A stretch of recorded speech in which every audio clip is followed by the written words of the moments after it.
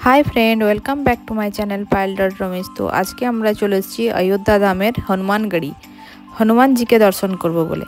কালকের ব্লগে তোমরা দেখেছো যে আমরা অযোধ্যা রাম মন্দির দর্শন করলাম এবং আজকে আমরা যাচ্ছি হনুমানগড়ি, যেটা রাম মন্দির থেকে কাছেই হেঁটেই যাওয়া যায়।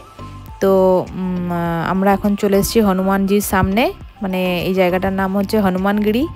যারা অযোধ্যা ধামে দর্শন করবে তারা অবশ্যই হনুমানজির দর্শন করবে, এটাই কথিত আছে। তো চলো আমরা এখন যাই হনুমানজির দর্শন করব বলে। একটু উঁচুতে অনেক কটা সিঁড়ি আমাদের অতিক্রম করে আমরা হনুমানজির দর্শন করব। তো এখানে ক্যামেরা অ্যালাউ ছিল বলে আমি ফোনটাকে অন করেই এগোচ্ছি, দেখো আস্তে আস্তে। তো আমার এডিট করতে একটু সময় লেগেছে, তোমরা সবাই জানো।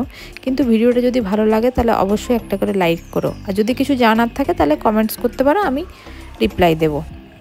তো এত ভিড়ের মধ্যেও যে আমি ক্যামেরা অন করে রেখেছি, খুবই কষ্ট হচ্ছিলো। ভাবছিলাম যে ফোনটা যদি হাত থেকে পড়ে যায়, কিন্তু ঠাকুরের অসীম কৃপা বলতে পারো যে আমি ঠিকমতো ভিডিও করতে পেরেছি এবং ঠাকুর দর্শনও করতে পেরেছি। এখানে আমরা প্রসাদ নিয়ে গেছিলাম, লাড্ডু প্রসাদ, সেগুলো আমরা চাপিয়েছিলাম এবং সেখানে ছোট ছোট নকুনদানা প্রসাদ আর চিড়ে, এগুলো খই, এগুলো হচ্ছে ঠাকুরজির প্রসাদ।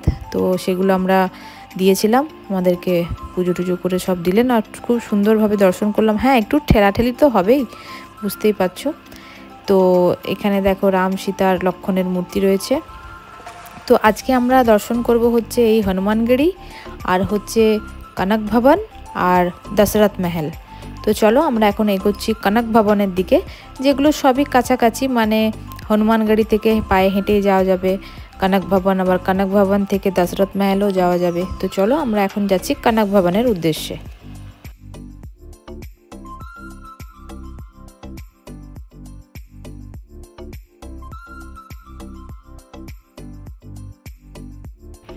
কথিত আছে যে ত্রেতা যুগে রাজা দশরথের স্ত্রী কৈকেয়ী এই মহলটি শ্রী রামচন্দ্রকে দান করেছিলেন।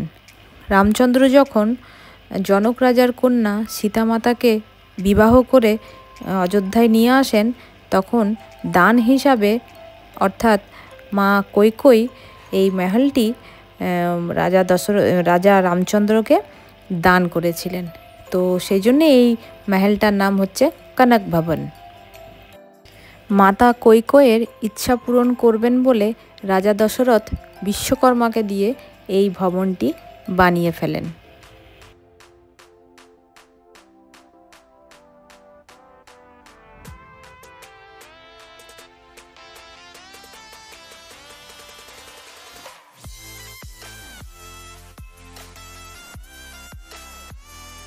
হ্যাঁ, আর তোমরা যারা যারা অযোধ্যা আসবে বলে ঠিক করেছো, তারা কিন্তু এই সমস্ত জিনিসগুলো ভিজিট করতে ভুলো না। আর তার সাথে লতা মঙ্গেশকর চক ছিল, আরও অন্যান্য দর্শনীয় ছোট ছোট স্থান ছিল। আমাদের হাতে মাত্র 1.5 দিন সময় ছিল। সেই 1.5 দিনের মধ্যে আমরা যতটুকু পেরেছি ইম্পর্টেন্ট জিনিসগুলোই কাভার করেছি। তোমরা পারলে অযোধ্যাটা 2-3 দিনেও কাভার করতে পারো।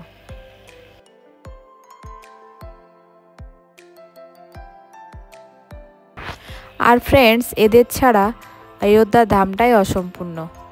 এরা চারিদিকে আছে অযোধ্যা ধামে। তোমরা যখন স্টেশনে নামবে, সেখান থেকে শুরু করে একদম হোটেল পর্যন্ত এরাই তোমাদের নিয়ে যাবে। আর এখানের ফেমাস একটা খাবার, যেটা তোমরা প্রত্যেকটা ঠেলাতেই পাবে, ঘুগনি দিয়ে চাট, একটা আলাদাই টেস্ট। তো আমরা সেরকমভাবে সবাই খাইনি, বাবুই একটা নিয়ে টেস্ট করে দেখলো, বাবু এবং ওর বাবা। আর আমরাই জাস্ট ভিডিও করছিলাম, আমি আর মা। মা বললো চা খাবো, তো কনক ভবন থেকে বেরিয়ে মা 1 কাপ চা খেয়েছিল। তোমরা কিন্তু এই চাটটা মিস করো না, অবশ্যই খেও, এখানকার ফেমাস চাট কিন্তু। কনক ভবনের বাইরে এরকম চাটের দোকান প্রচুর আছে এবং দেখো দুপাশেই দোকানদানিতে ভর্তি, সব ঠাকুরের জিনিস, তারপরে চুড়ি, কাঁটা, ফিতে ইত্যাদি, অনেক, মানে মেলার মতন, মানে ওখানে তোমাদের কোনো বোর লাগবে না। হ্যাঁ, এখন তোমরা ঠিক ভেবেছো, চলে এসেছি দশরথ মহলের সামনে। তো এখানে বাঁদরের পরিমাণ তোমরা একটু দেখো, চতুর্দিকে শুধু বাঁদর আর বাঁদর। আর এখানে দেখো প্রত্যেকে মনস্কামনা পূরণ করবার জন্য এখানে ঘর বানিয়েছে, যাতে সবারই মনস্কামনা পূরণ হয়। তো রামলালাজির দর্শন করতে সবাই এসেছে, আমরাও এসেছি। তার সাথে সাথে দশরথ মহলটাও ঘুরে দেখব। রাজা দশরথের এটাই হচ্ছে পুরনো বাড়ি, যেখানে রামচন্দ্রের শৈশব বেলা কেটেছে। আমরা যখন সকালে পৌঁছাই তখন পুজো আরম্ভ হয়ে গেছে। এখানে বিগ্রহ মূর্তি রাখা হয়েছে রাম, লক্ষ্মণ, সীতা, হনুমানজি এবং দশরথজির। বন্ধুরা, তোমরা একটু ভালো করে দেখো মহলটি কত সুন্দর। কোন যুগের, তেতা যুগের বানানো এই মহল, কিন্তু দেখো আজও সেভাবে কিন্তু দম্ভ হয়ে দাঁড়িয়ে আছে। আর সেখানে পুজো হচ্ছে দেবদেবীদের।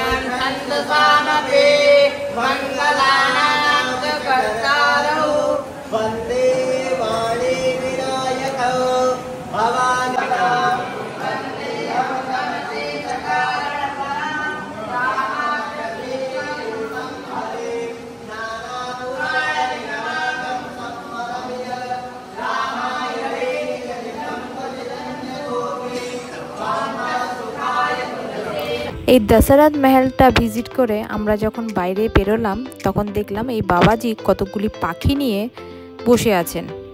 কাছে গিয়ে দেখলাম সেই পাখি নাকি আমার জীবন কাহিনী বলে দেবে। আমিও ট্রাই করলাম, 50 টাকা করে নিয়েছিল। পাখিটা আমার জীবন কাহিনী বলে দিল। আমি দেখো মন দিয়ে আমার জীবনে কি কি ঘটনা ঘটবে আমি পড়ছি। তারপরে মনে হলো যে এই যে লেখাগুলো, এগুলো প্রত্যেকটাতে একই রকম লেখা নেই তো? জানি না বাবা, আমি ঠিক বলতে পারবো না।